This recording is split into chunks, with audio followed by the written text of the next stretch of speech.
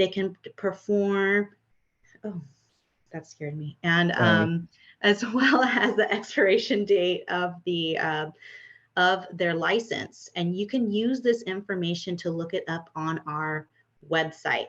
I also want you to take it a step further and ask for their current photo ID. Make sure that their name matches their ID. Make sure the name on their pocket license matches their photo ID. Make sure they are who they say they are. And if you're still unsure, give CSLB a call. And should the contractor have any employees, please, I beg you, ask if they have workers' compensation insurance. And if they're bringing employees to your home and say one of their workers fell and broke their ankle and the contractor doesn't have workers' compensation insurance, that's leaving the homeowner on the hook for coverage of this worker. So I want you to please be sure to ask if they do have employees, check to see if they have workers' compensation insurance. And this information will also be available on our website. We also want to make sure, we talked about this before, get a detailed written contract before you make a down payment and before the work begins. Before there's any transaction, you want to make sure to get all the details of the project in writing. A few more tips. Don't let the payments get ahead of the work. What could potentially happen if you pay ahead of the work? It is potential that the contractor could leave the work unfinished. They could say, hey, I got paid. I don't need to finish this job. I'm going to move on to the next one. So I highly recommend don't let the payments get ahead of the work. That could just leave you in a situation where you have to get CSLB involved, and we don't really want to unless there's something that we really need to help you with. And when it comes to down payments, I'm going to say it again. Pay no more than 10% of the total contract price or $1,000, whichever is less. And I want you to keep all project documents, payments, and photographs in a job file. Just in case something were to go wrong, say you hired even a licensed contractor, they could be an honest businessman or businesswoman, and maybe they just didn't do the job exactly how you said or you agreed upon.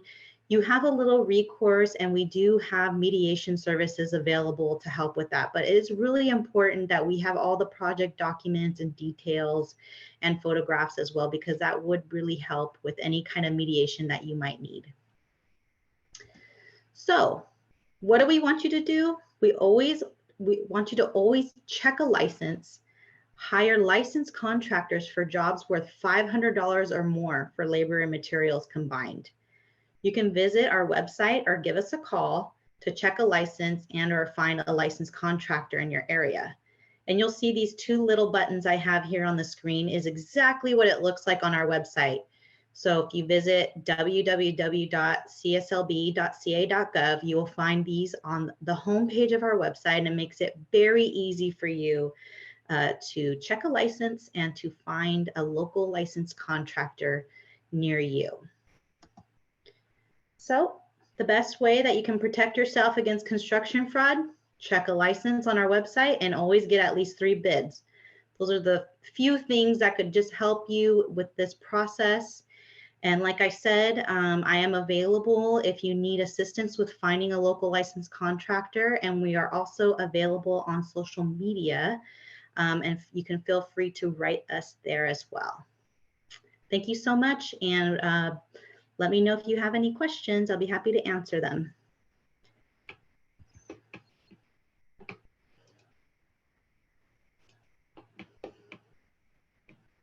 Okay. All right, and next we have Mary Beth from the California Department of Insurance. Mary, you want amazing. And a Okay, can you see that? Yep. Can you see everything okay? Okay. My name is Mary Beth Bykowski. I am a Northern California outreach analyst in the Community Relations and Outreach branch of the California Department of Insurance. My branch is dedicated to educating Californians about our programs. Today, I'll start with a brief overview of the Department of Insurance, also referred to as CDI, discuss common insurance scams, and then close with resources available to you from the department. Oops, sorry, I just went up. Hang on.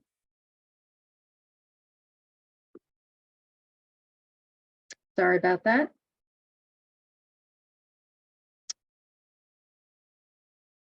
All right.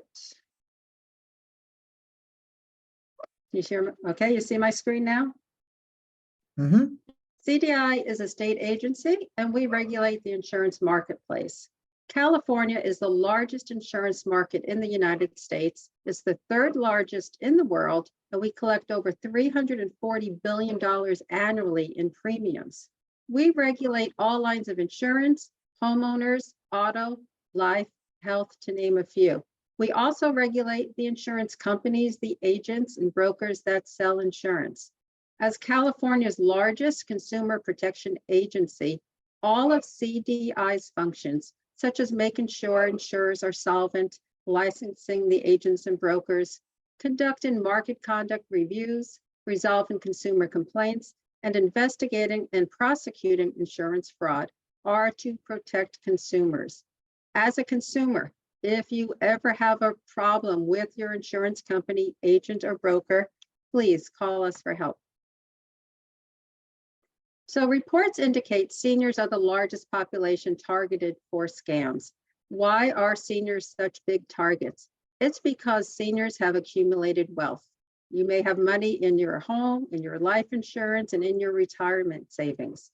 And scam artists are working hard to steal a piece of your hard-earned earnings. One of the most popular scams involving insurance is an annuity. And that's because Californians spend an average of $20 billion on annuities. An annuity is a contract between you and the insurance company. You buy it by making one or more premium payments, and they, in return, make income payments to you for a fixed period of time in the future. It's often used as an investment vehicle for retirement income. It's sold by licensed insurance agents, usually those with a financial background, and growth in annuities are also tax deferred. So annuities are great for some, but lousy for others. And why is that? It's because most annuities have a 7-year surrender charge.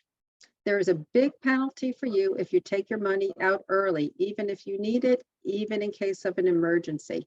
But agents love to sell it because of the big upfront commission. So if you buy an annuity and then your agent contacts you 12 or 18 months later and says he's found a better annuity for you and you need to switch now, take your time and think about it. What are the implications for you? You most likely will be hit with a penalty for early withdrawal, but it's another upfront commission for the agent, and you might even have an extra tax implication on top of it.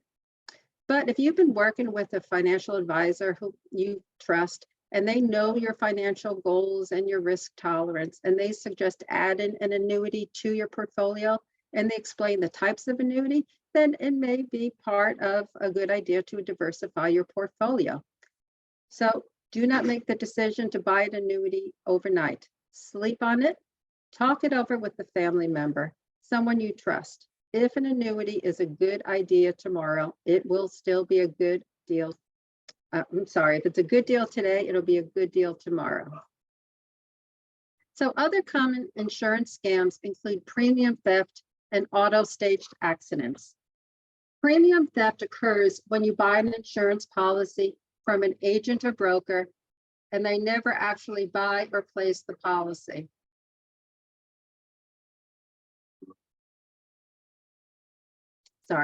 They never actually buy or place the policy with the insurance company. And so now you're thinking to yourself, how can that happen? You have a receipt, you have a copy of the policy, and you get statements. Well, some scam agents, whether they are currently licensed or not, will go to great lengths to steal. We have arrested and prosecuted agents for grand theft, elder abuse, money laundering, securities violations, and aggravated white-collar crime enhancements. The CDI website has a check a license page to provide you with multiple ways to look up your agent's license, and you can verify the license status, the agent's educational history, the associated business entity records, as well as any enforcement actions. Now, staged auto accident fraud, believe it or not, it still occurs on a regular basis. If you get into an accident and you think it is your fault, but you get that gut feeling that something just doesn't feel right, take a deep breath. Don't feel rushed to make any decisions at the accident site, and don't admit fault. Call the police and report it to your insurance company. Do not tell anyone about your insurance policy or the coverage limits. You do have to exchange your insurance carrier information, but nothing more. Listen to your instincts. Call the police and call your insurance company. Although they are no longer as prevalent, COVID-19 scams still exist. They are always involving, they're always evolving. So be on the lookout. Don't let scammers prey on your fears by offering COVID-19 tests or cures in exchange for personal information. Their services are unapproved or illegitimate. Be cautious of unsolicited requests for personal information, especially Medicare and Medi-Cal account numbers. Be suspicious of all unexpected phone calls, text, or visitors. Do not open emails from unknown individuals with hyperlinks and text about COVID-19. Ignore offers or ads for testing or treatment on social media. They are trying to steal your information. Once scammers have your personal information, they can use it fraudulently to bill federal healthcare programs or commit medical identity theft. If Medi-Cal or Medicare deny the claim, then you could be held responsible for the cost. Do you know how to get a free at-home COVID test? You get it from the United States Postal Service. You can go online at USPS.com, click on that little search icon, that little magnifying glass, and the free boxes words pops up. You can sign up right there and then, and they will be mailed directly to you. If you suspect fraud, take action. Report it immediately to Office of Inspector General online at oig.hha.gov or call 1-800-447-8477. So according to CDI's local Golden Gate fraud offers, seniors and homeowners are currently being targeted with one particular fraud, the vehicle warranty. Now, I don't know how many people in San Francisco actually own a car, but unlicensed companies are selling extended vehicle warranties, sometimes called the vehicle service contracts, through robocalls. If you pick up the phone and you hear, "We're trying to reach you about your car's extended warranty," hang up the phone. Please be aware, it is illegal in California to sell extended vehicle warranties over the phone or through the internet. They can only be sold at a licensed dealership. If you have been sold one of these policies, please call us so we can investigate. So what are some insurance scam warning signs? Some scam agents often target senior citizens and use various schemes to fraudulently gain victims' trust and cultivate friendships in order to steal money from them. Be on your guard and protect your information. We all know the saying, if it sounds too good to be true, it probably is. The agent offers free seminars in sites like assisted living centers, retirement communities, places of worship, or nice restaurants for a free meal. The agent offers to create or update a living trust in order to see your financial information. They are trying to find new clients that can potentially be worth a lot more money to them than the free living trust that they are offering you. They want your financial information, and it is up to you to guard it. Remember, there is no senior retirement living trust specialist. That is the designation that they give themselves. And seniors have more rights when it comes to insurance. It's called the Senior Insurance Bill of Rights. And the full list can be found on our website. But one senior right is that you may review a policy of life, annuity, long-term care, or Medicare supplement for 30 days after you receive the policy in order to decide whether you wish to keep the policy. If you just decide you do not want it, you can return it for a full refund except in the case of variable annuities.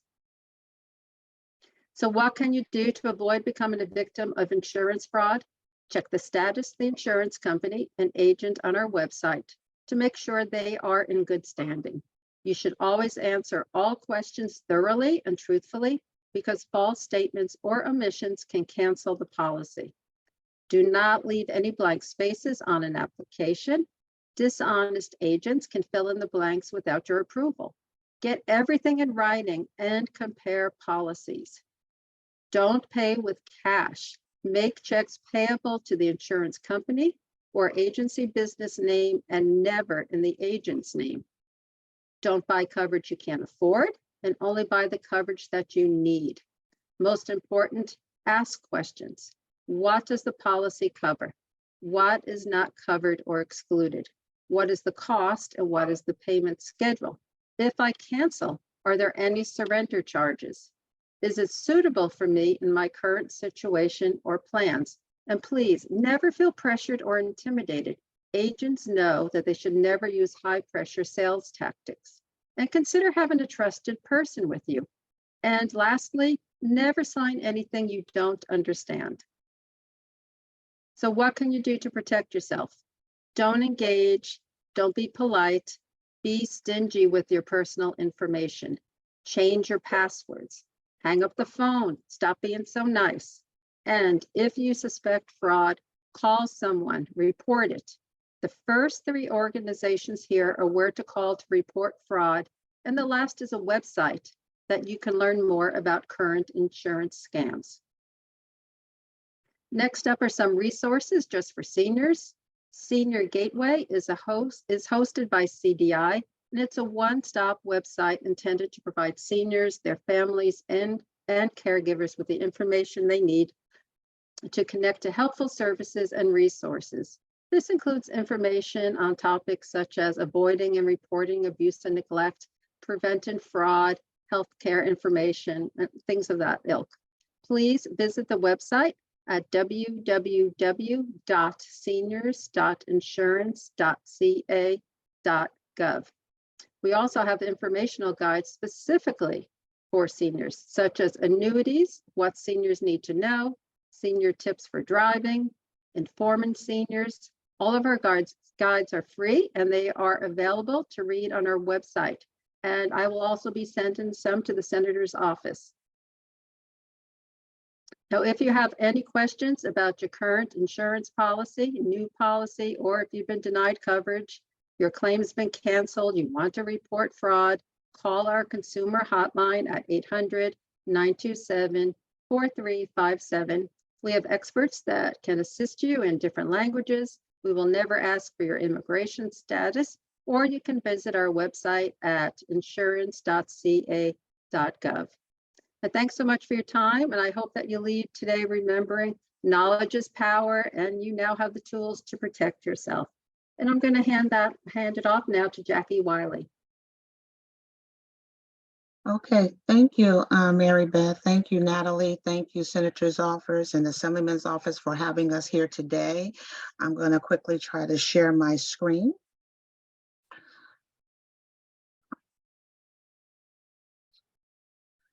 So my name is Jackie Wiley, and I am one of the targeted outreach specialists with the Department of Financial Protection and Innovation, and I'm located in the Los Angeles office. I began my work in the community for a very long time, since 2021, and I frequently provide presentations throughout the Los Angeles County region on how to protect yourself from fraud and scams, and that's what I'm going to attempt to do today. So most of the audience members here are probably asking themselves, wow, who is the Department of Financial Protection and Innovation? And from this point on, I'm going to say DFPI. So who are we? Formerly the Department of Business Oversight. Maybe you've heard of that name. But Gavin Newsom prioritized a budget proposal under AB 1864 or the California Consumer Financial Protection Law, and that gave us the new name, the DFPI. and it expanded our authorities. We are basically California's licensing and regulatory agency with oversight of state financial institutions, products, and professionals, such as state chartered banks and credit unions, California financial lenders, and escrow companies. And most of us here probably own homes. So you would be working with a financial lender and an escrow company who are buying a home or refinancing a home. We also license and regulate residential mortgage lenders and servicers, student loan servicers, payday lenders, case administrators, and a host of others. We also conduct audits and pursue legal actions against those operating illegally and using unlawful, deceptive, or abusive practices. And we know that that has been in abundance today. We partner with other federal, state, and local agencies to get the job done. So millions are falling prey to frauds and scams, and that's why it is more important than ever to learn how to safeguard your personal and financial information. And that's where I come in. I provide fraud and scam awareness presentations throughout California as one of the outreach specialists with the department. So I want to talk first about the PACE program. Many people are doing home improvements, and Natalie from the CSLB already spoke about how it's important to check the license before you do any work with a contractor. Well, many of you, if you have not heard of what the PACE program is, it stands for Property Assessed Clean Energy, and it's a program that provides homeowners help to finance energy efficient and water saving improvements to the, and I stress energy efficient and water saving improvements. What we're seeing is that the solicitations come across as this being a free government program, which is not true. Homeowners must pay the funding through their annual property taxes. So before you get involved in a program to help you finance a home improvement on your home, mindful to do your homework first by checking with the Contractor State License Board and our agency, the DFPI, about the lender that you're thinking about business with. We've had many instances where homeowners left with incomplete work and things of that nature. So I want to go on further to let's talk about some scams.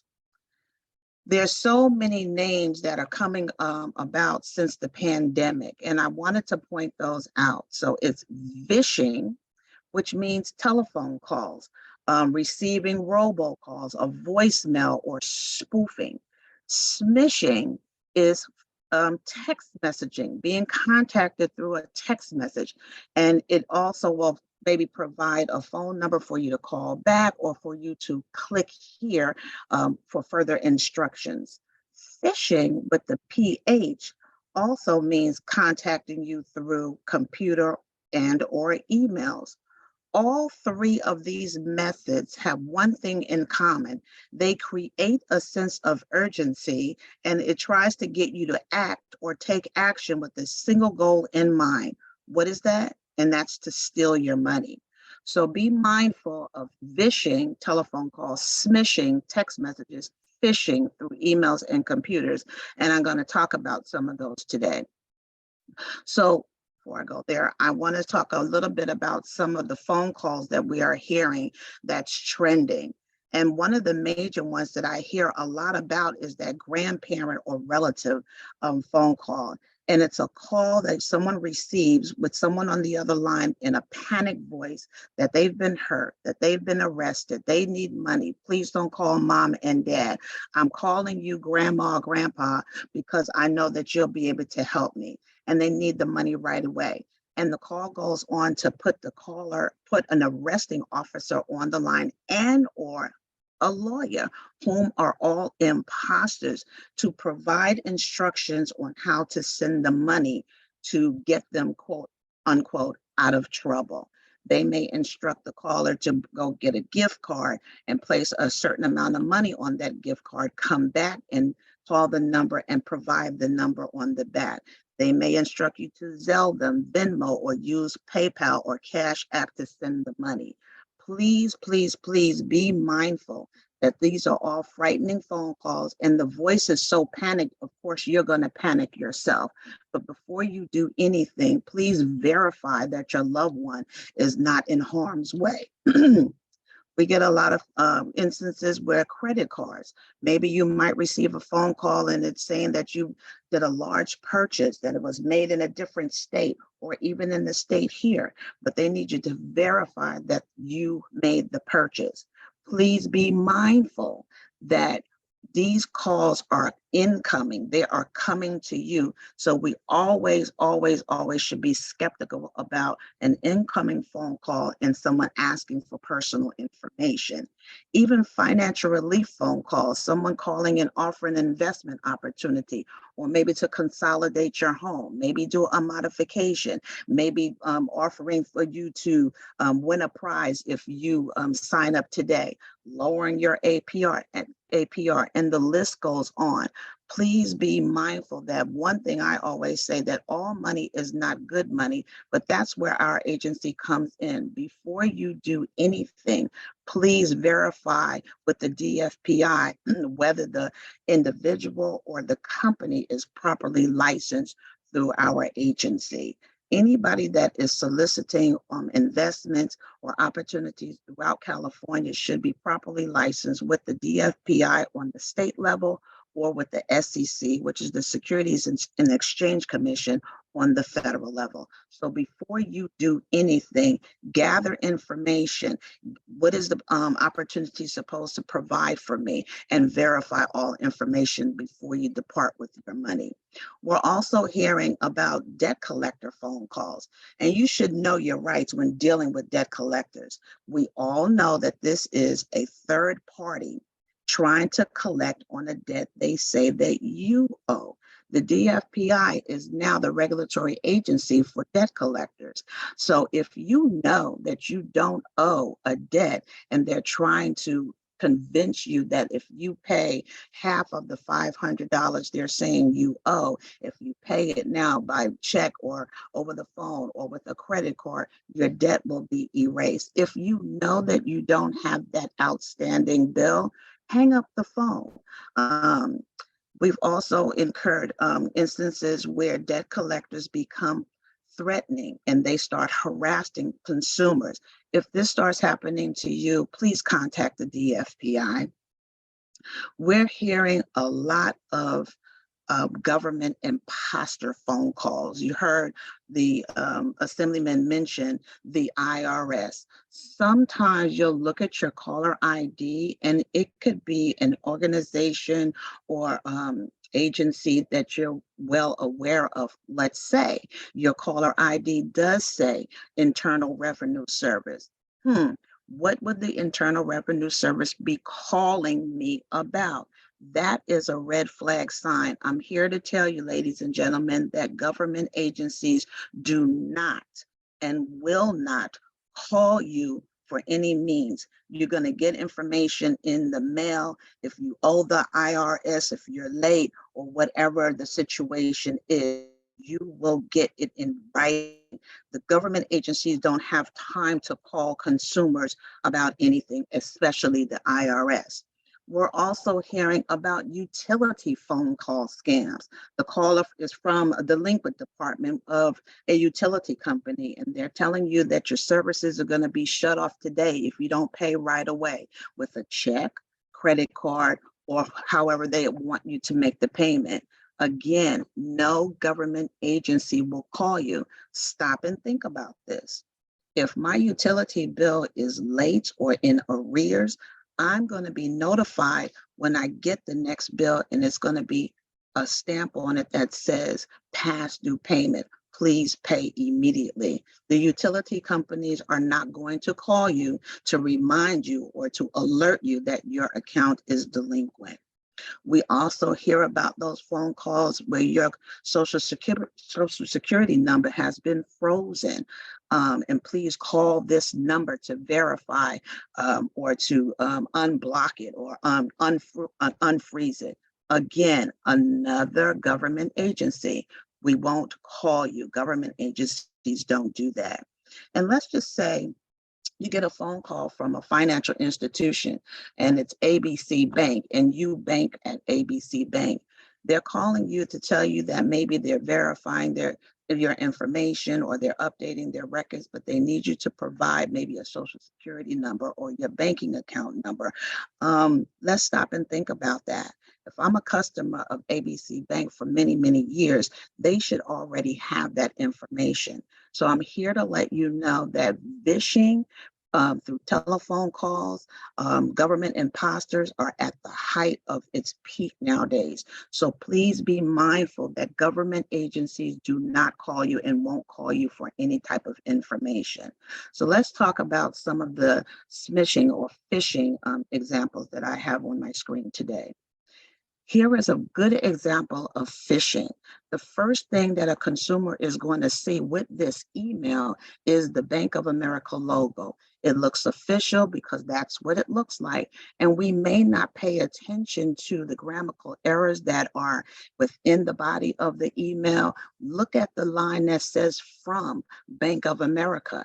If you're just looking at that and not paying attention to the extension of it, look where the email is really coming from or the email address. It's Comcast, which is not an email for Bank of America. So please be mindful about hovering over your links, looking at the body of the letter and not just focusing on the logo because that is the draw of the eye. Here's another example that I wanted to ask. How do you know if you are on a secure network? We're doing a lot of shopping, we're researching, we're on Google, and we're just doing so many searches on the internet. Yeah, the internet is helpful and it's harmful at the same time. So how do you know if the site that you're on is secure? Are you aware that there should be a closed lock in the URL section? Are you aware that that S after HTTP, S means secure, should be there? Are you hovering over the hyperlink if you're opening up a link that may be Macy's.com or Amazon.com? Are you hovering over the link before you enter or open it? Pay attention to the email extensions before clicking into it. What we're also seeing and hearing about these copycat sites. So we want to make sure that you are paying attention to the lock, to the S, and hovering before you click. Here's a great example of some smishing, which means short message services. You may get this as a text message. We've identified some unusual activity on your online banking. Please log into this particular site. You may get a notice that has a number for you to call back to unlock a card or your bank card. Please call this number. I'm also seeing examples about Zelle.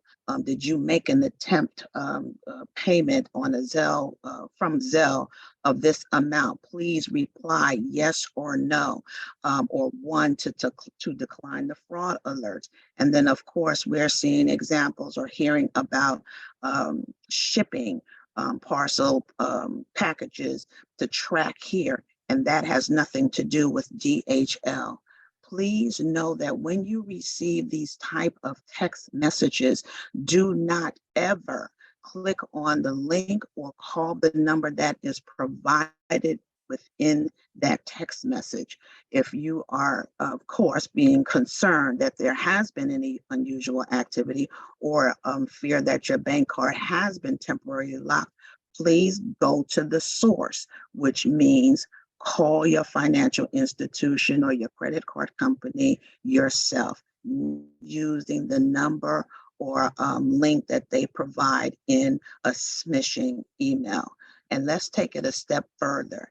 Zelle, we've been hearing so many things about Zelle as well as PayPal. We're seeing that you'll get a message asking you just like this, did you attempt to make this payment? And if you reply no, they're going to call you anyway. Someone is going to call you and start asking to verify your banking information.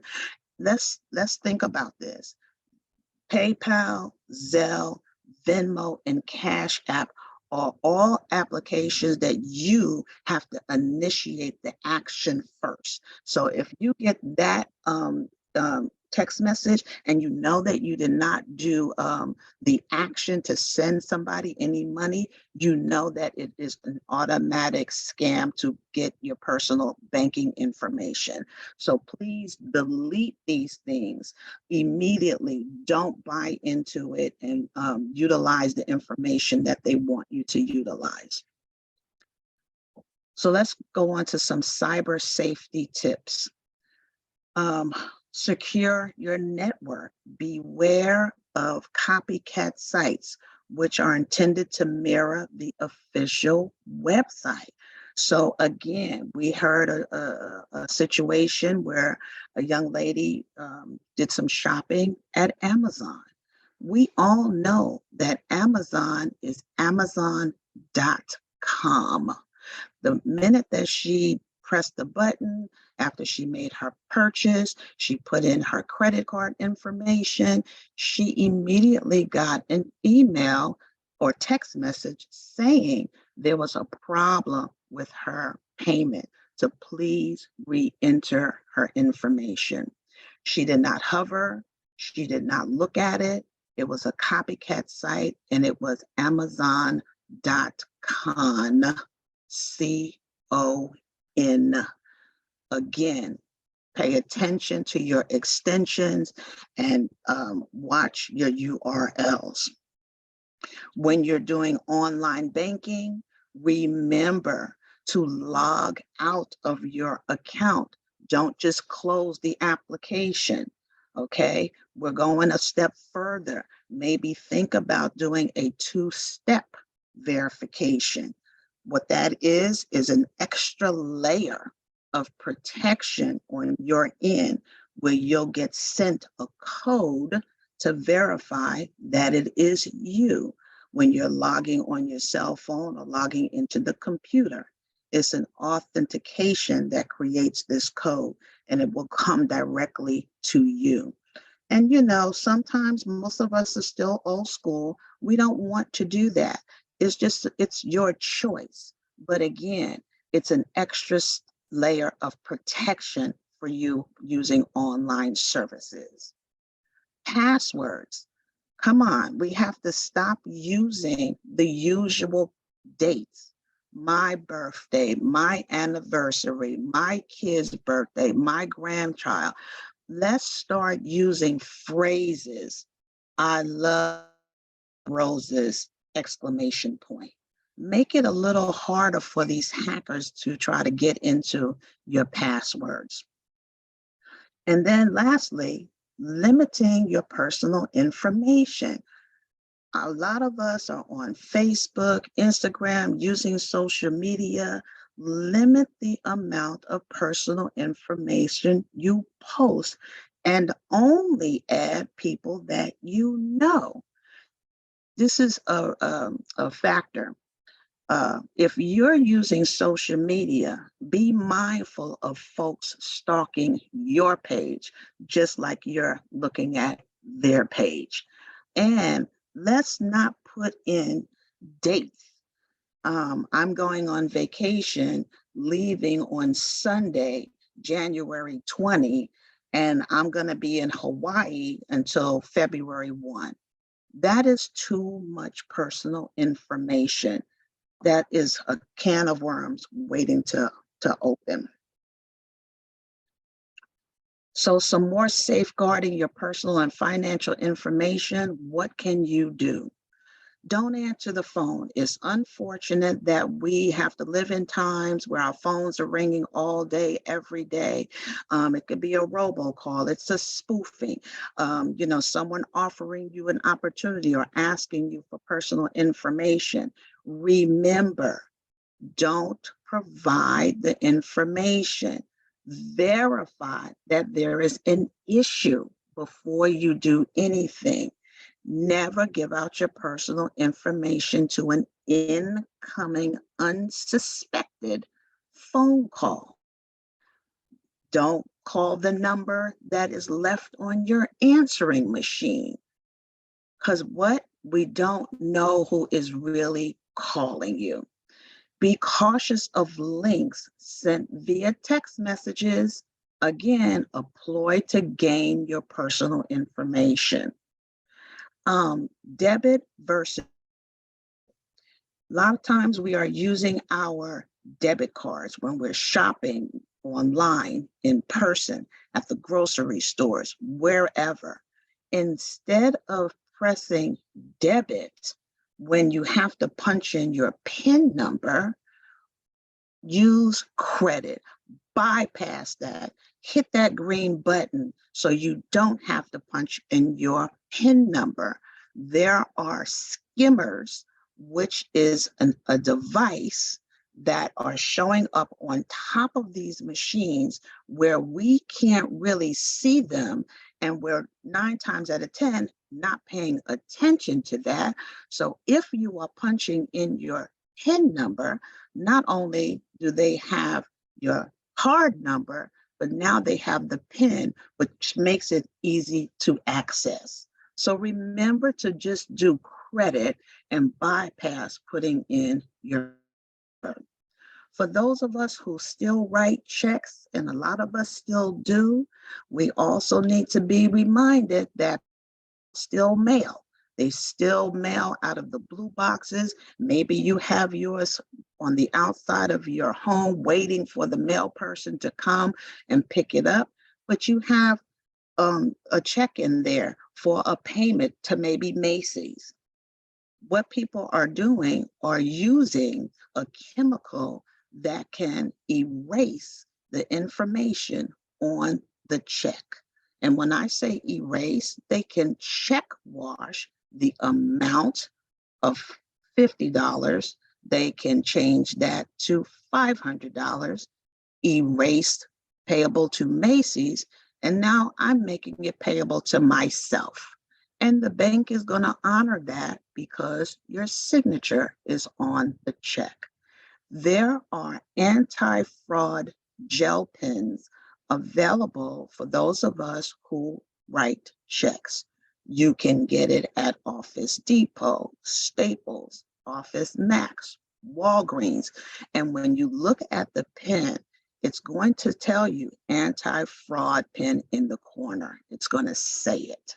So that's another layer of protection when we are using mail services and writing checks. Monitor and freezing your credit. If you know that you are not going to be opening new credit anytime soon, then you may want to put a freeze on it. It's free. You can do it through each credit bureau, which is listed here. You can monitor your credit by getting an annual credit report.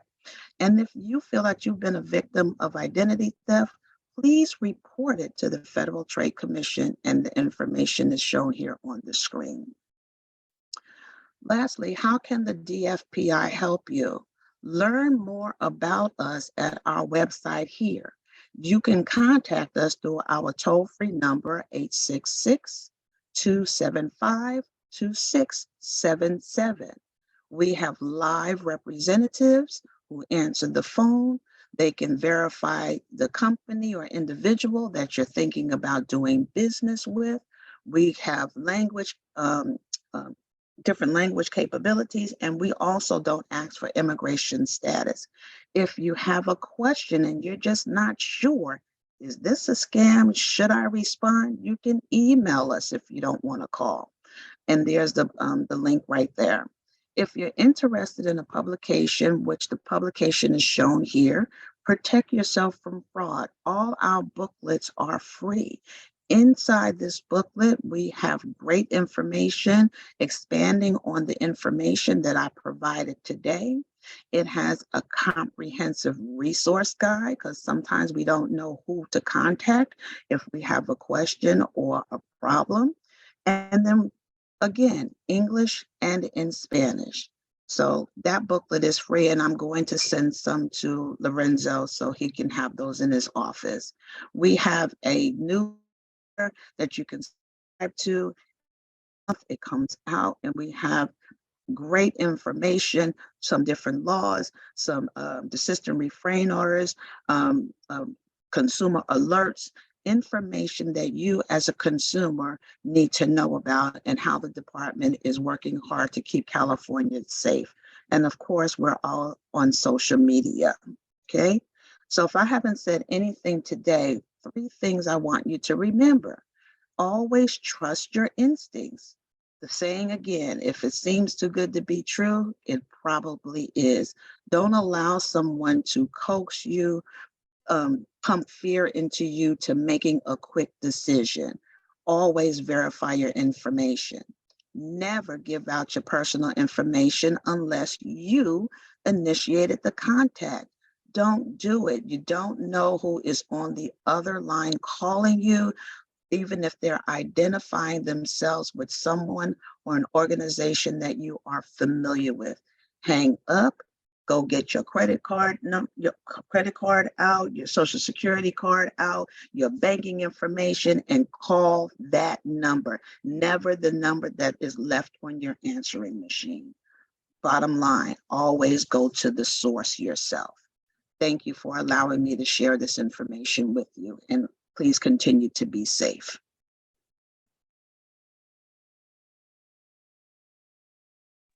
All right, I'm gonna invite Natalie and Mary Beth back just for a quick Q&A if you're still there, Mary Beth. I know you may have stepped away for a quick second.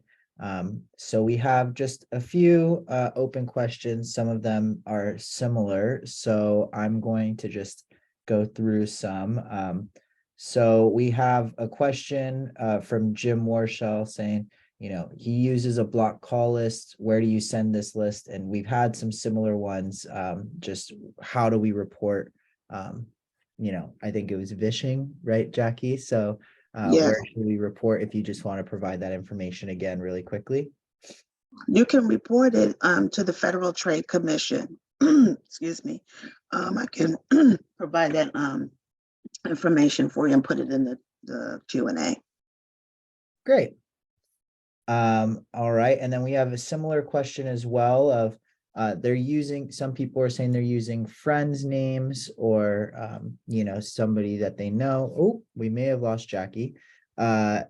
So they're using friends' names and such. Is there anything to report? I guess that's going to be similar when Jackie jumps back on of reporting as well. So just make sure that you report those attempts at trying to get your personal information. Natalie, Mary Beth, do you want to step in about anything regarding that? Just try not to give your personal information out to people that you don't know. That's really, really the gist of what the 3 of us presented on today. And also just say no if you feel uncomfortable talking to somebody. Don't feel like you have to be nice to them, or don't be so trusting in strangers, especially if you don't know them. Absolutely. Mary Beth, I see you unmuted.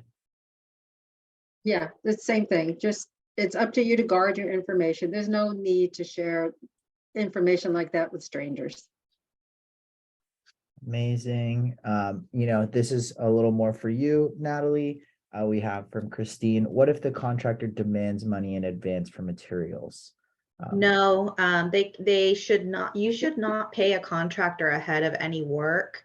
And if they're being demanding, like I said before in my presentation, just tell them you changed your mind.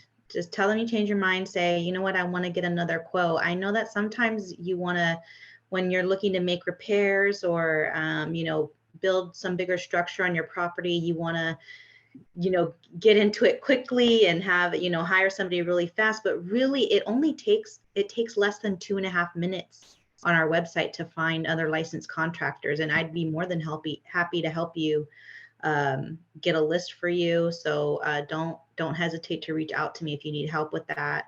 But I would just say no, don't ever pay ahead of anything.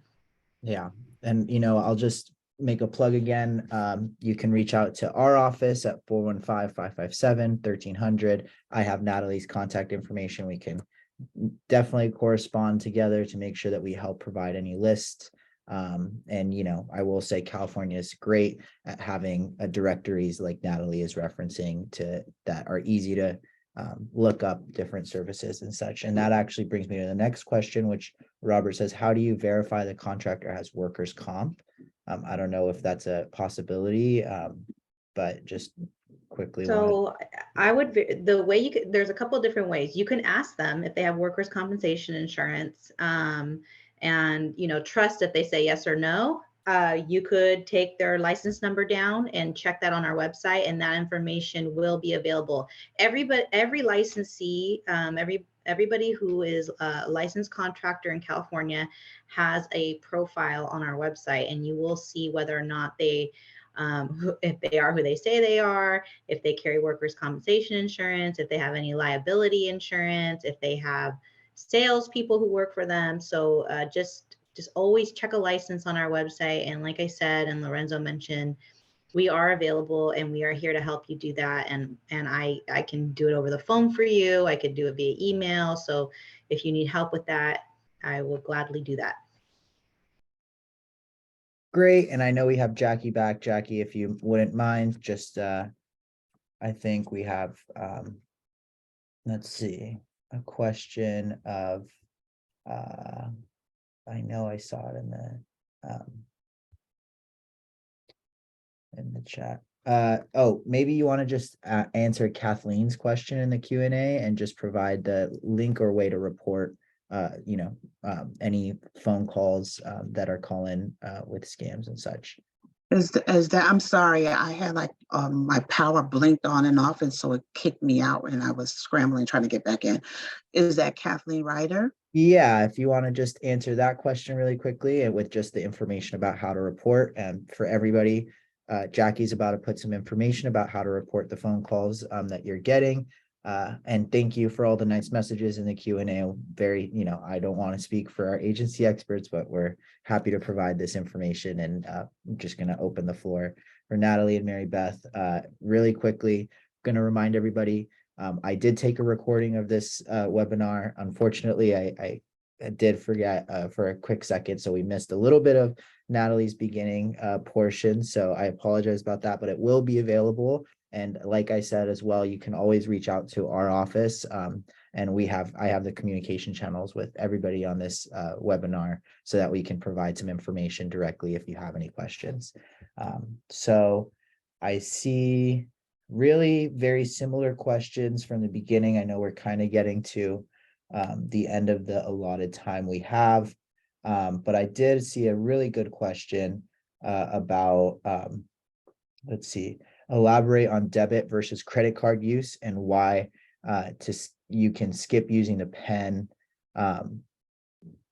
I guess just the PIN, I think Jackie, you mentioned just the difference between using debit and credit cards and what the benefits are. If you want to just remind them a little bit about what that part is. It's not so much as using the debit or credit card.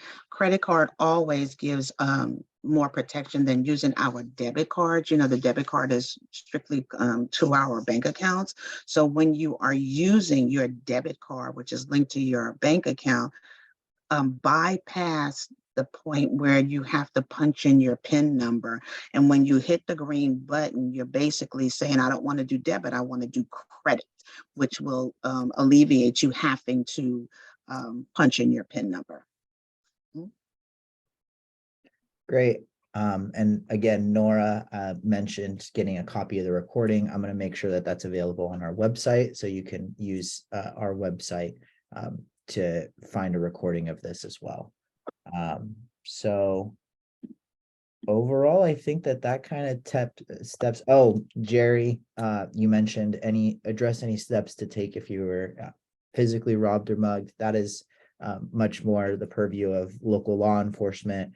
So please make sure that you report any incidents such as that so that they can better understand where they can use their resources. And I'm apologizing if this happened to you directly.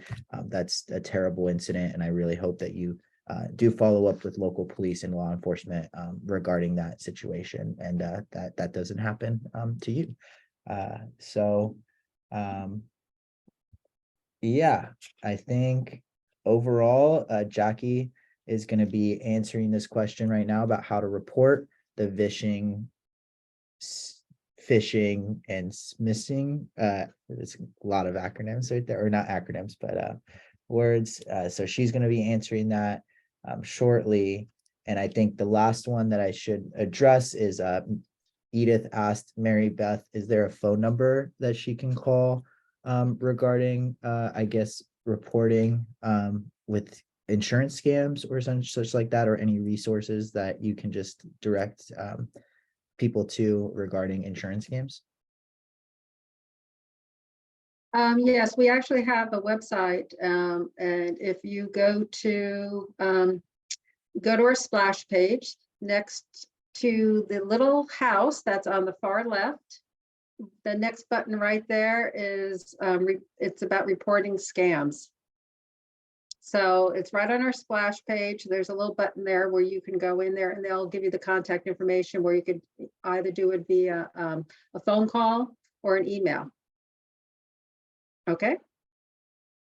Or you can call the hotline 800-927-4357. And once again, the website is insurance.ca.gov. Great. And yeah, I think for the most part, the rest of the questions are very focused on specific incidents. So again, report, stay vigilant. I think one of the best things is don't feel like you need to be too nice. Hang up the phone. If it seems too good, it's probably too good. That's a rule I live by in pretty much everything that I do. So, I just want to say thank you again. We're getting to the end of our time. So thank you again so much to Natalie, to Mary Beth, and to Jackie. Again, feel free to reach out to our office or continue to report through the resources that they mentioned. And yeah, I really appreciate everybody for jumping on, and the recording will be available in the following days. And so I'm going to end this webinar now, but thank you again so much to everybody that participated as well. And to Pat and Marlene, thank you so much for your interpretation services as well. And have a great rest of your day. Thank you.